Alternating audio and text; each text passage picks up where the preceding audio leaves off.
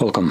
In front of me is a Poco F4 GT, and today I'll show you how you can capture a screenshot on this phone. Now to get started, you'll want to open up content that you wish to capture.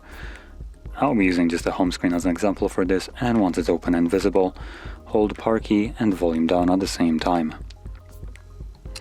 You'll have this sound along with the pop-up right here, just to signify that you have just captured your screenshot. Now, as you can see, the first time around, it sticks around for a little bit longer, giving you the two options that are accessible right here. So have scroll and send. Now, quickly sticking with the scroll, which is grayed out for me just because home screen doesn't really have anything I can scroll down on.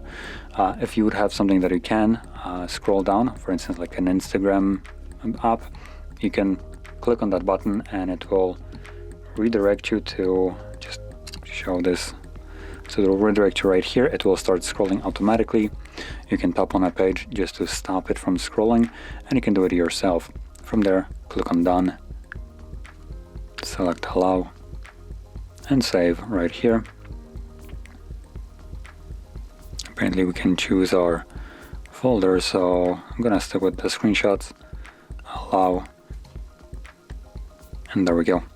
So now our screenshots can be found in the gallery application, either in the photos right here, or if you go into albums, it will create a screenshot album. And as you can see, there are the two screenshots that I have captured, the long one and the normal one. So that being said, if you found this very helpful, don't forget to hit like, subscribe, and thanks for watching.